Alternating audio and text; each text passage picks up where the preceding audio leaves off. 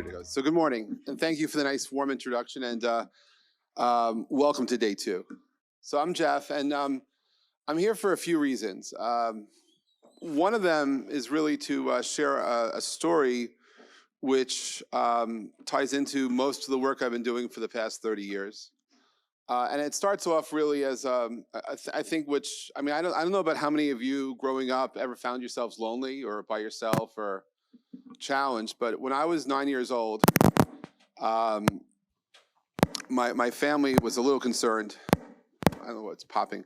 They were concerned because they didn't see me with too many friends. But the reality is I chose as a 9-year-old not to have certain friends because I could see through people. I'd rather be by myself than deal with certain others. But I couldn't really explain this as a kid.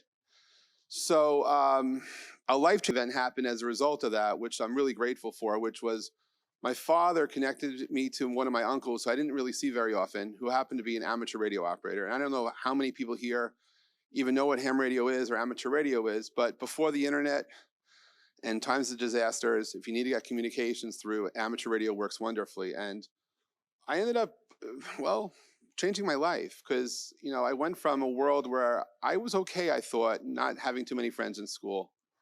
And my uncle shows up at my home too at the time. I was gonna say my parents' home, but it was my home.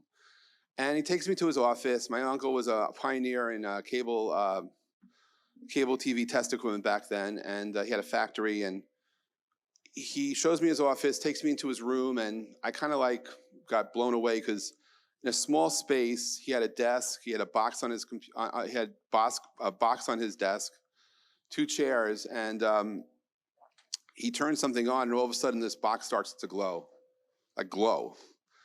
And I had no idea what was about to happen, and then I start hearing lots of noise. But while I'm hearing noise, my uncle's hearing voices. And what I didn't realize is that what he had was a radio. But it was a kind of special radio because he could tune a dial, and even though I still heard noise, he heard people's voices. And he spoke a very cryptic language. And he spoke in amateur radio language. And he put out something called a CQ, which if you look at the letters C and Q together, means seek you.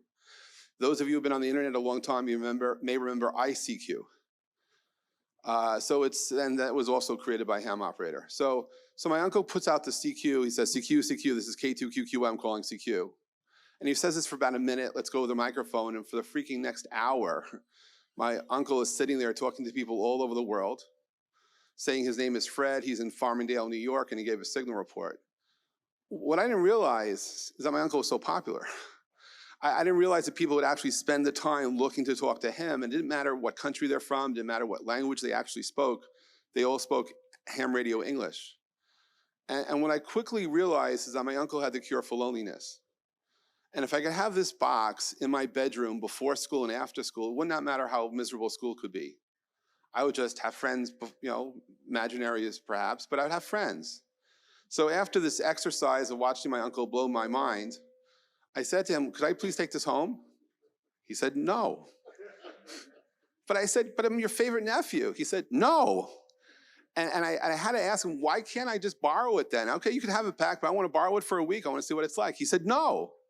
And then he explained to me, I was about 9 years old, by the way, so I have to explain that part too, that he said, look, if you want to have a radio like this, you can have one, but you need to get a license. I said, what are you talking about? And he said, yeah, you have to teach yourself college-level physics, Morse code, and the rules and regulations to be a ham operator, and then you can have a radio. But you know, one thing I learned as a 9-year-old is that when you don't know something, anything is possible. And so it took me till I was 12 and a half, but when I was 12 and a half, I taught myself physics, Morse code, and I was a licensed ham operator. And I like to say that once I got my license to communicate, I haven't shut up since. Because I had this ability to connect, and it's something which I cherish, and it's something which changed my life in many different ways. The thing is, of course, when you're 12 and a half years old, nobody wants to talk to you on the radio because you're not interesting. Because you see, turns out in the 1970s, most people who were talking on the radio were men in their 50s and 60s who complained about their work, complained about their family life, and who the hell wants to talk to a 12 and a half year old kid? I didn't work, I didn't have a girlfriend, I was not interesting. So I learned 4 words: to listen, to connect, to share, and engage. And those 4 words became the secret to how I connected with people, not only around the world, but also ultimately on social media. And you find ways to find things in common. And it's those things in common that take away the loneliness. And so my own network growing up became ham radio operators. And the nice thing about amateur radio is it didn't matter where you lived, it didn't matter what you do professionally, you're just on a first-name basis with people all over the world. And one of the things that I really found fascinating was the ability to interconnect the telephone and the radio. And part of ham radio culture is to do something called a phone patch, where if you're sitting, I don't know, in Guadeloupe, and you want to talk to somebody back home, back then it cost $2, $3 a minute to call back to New York City. But if I hear you on the radio, I do a phone patch, it's free.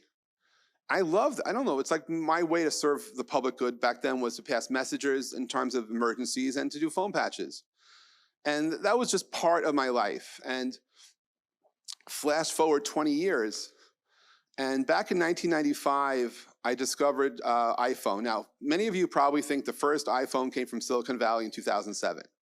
The truth is that iPhone came from Herzliya, Israel in 1995. Well, it's at least what we called it. It's called Internet Phone.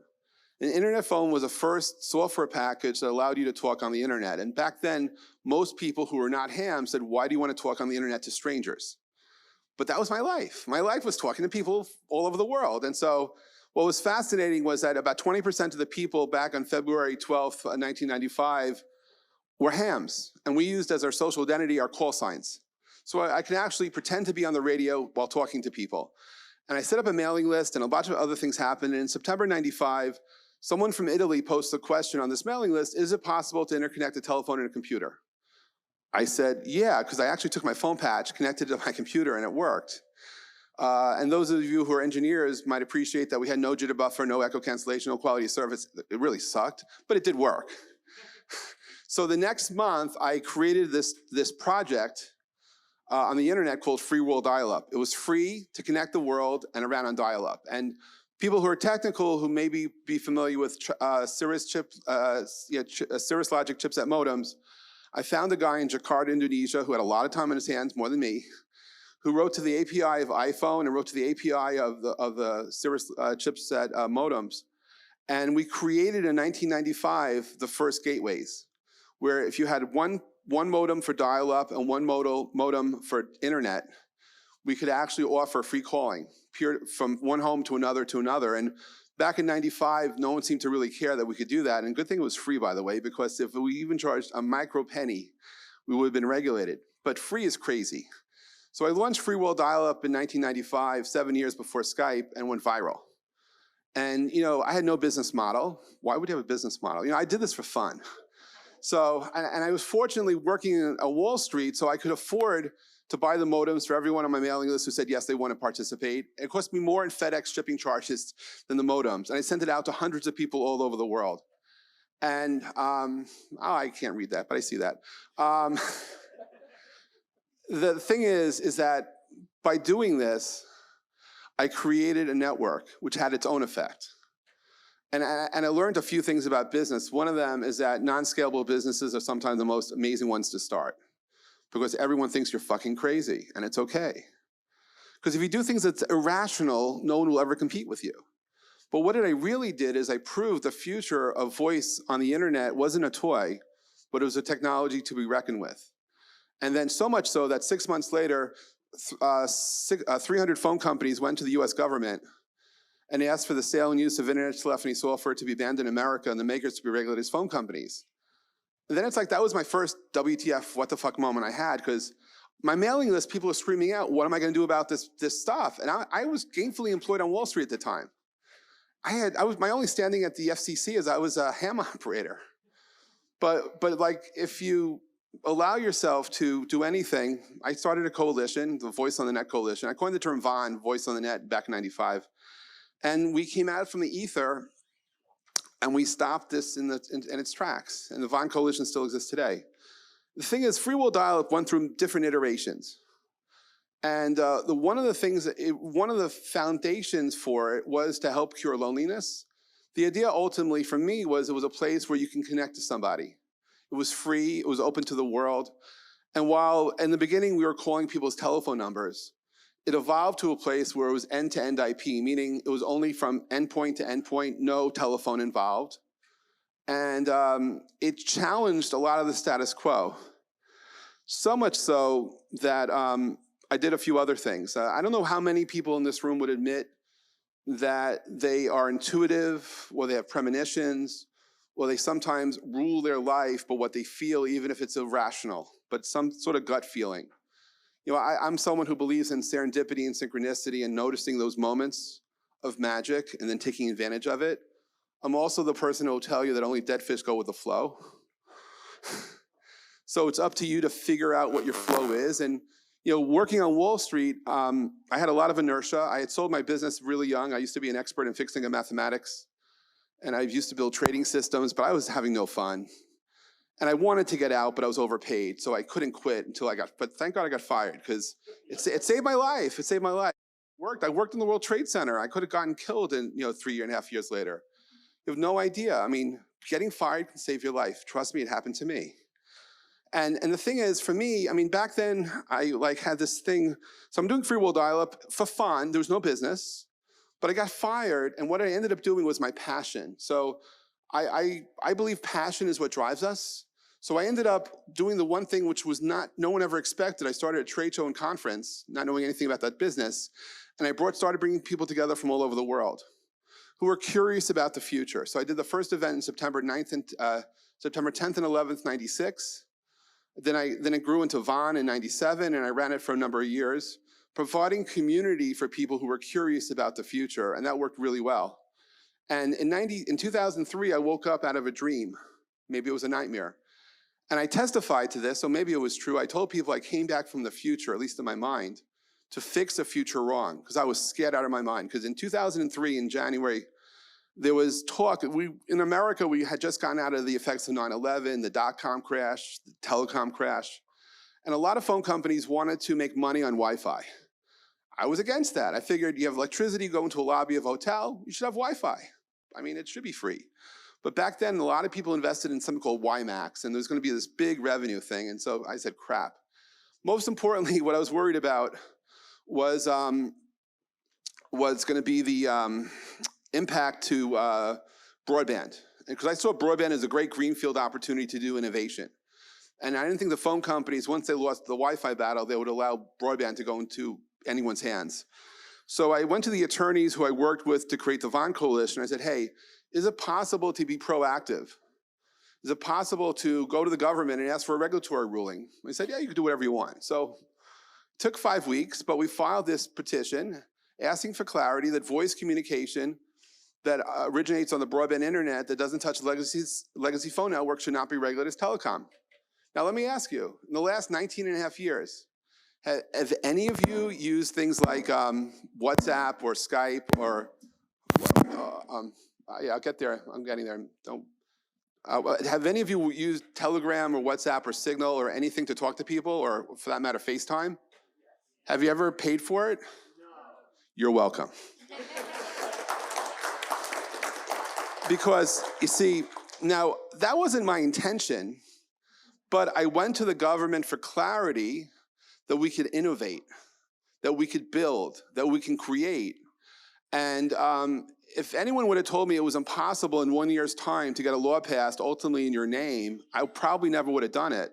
But that's one of the other things about being creatively crazy, is that when you don't know you can't do something, anything's possible. Anything is possible as long as it's not being blocked in your mind. And so February 12th, 2004, the FCC issued something called the Pulver order. That's why to this day in America and many other places, and next year we're celebrating the 20th anniversary of it, you can actually talk for free. I mean, it's, maybe one day we'll make a movie about it, we'll see. But it was a really crazy time to do that. But the truth is that we all are empowered to do special things. It's ourselves that block ourselves from doing things, from building, from creating, because of the word no. But when you open up, when you turn no to upside down to on, to turn yourself on to do something, everything is possible. And so what I did with Free Will Dial-Up is it went through different stages of life. And it went from connecting phone to phone to connecting IP to IP. And during the years of Vaughn, I mean, I saw my friends make lots of money. It was the conferences ran for 11 years. 120 companies got acquired by 7 other companies I knew.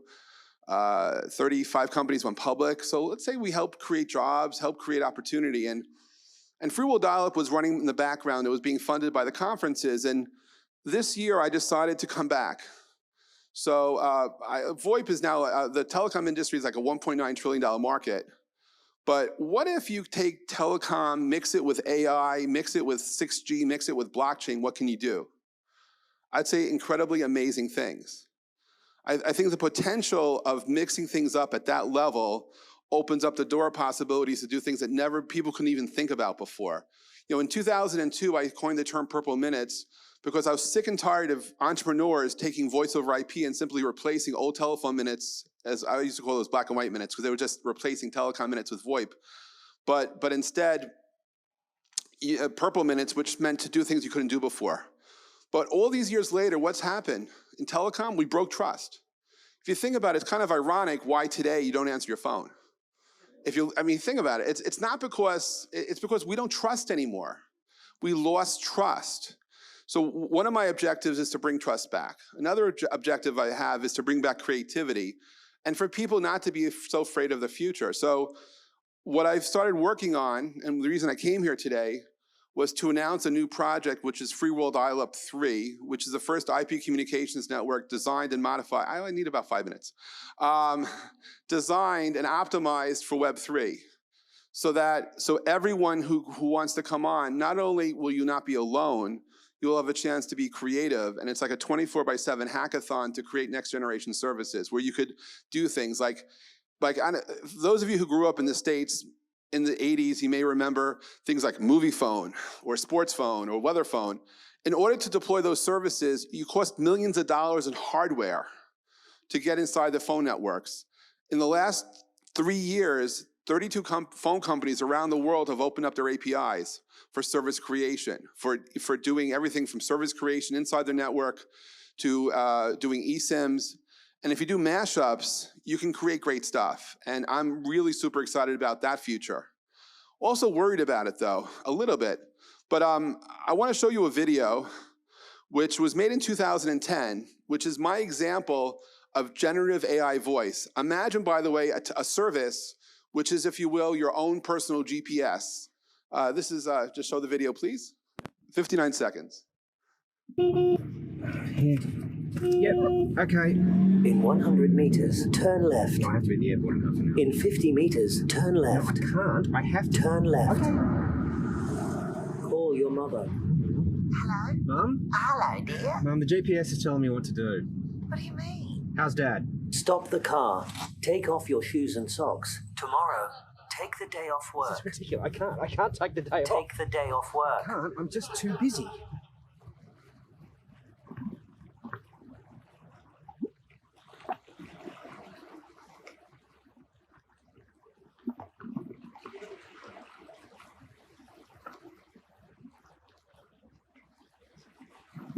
You have reached your destination. See that?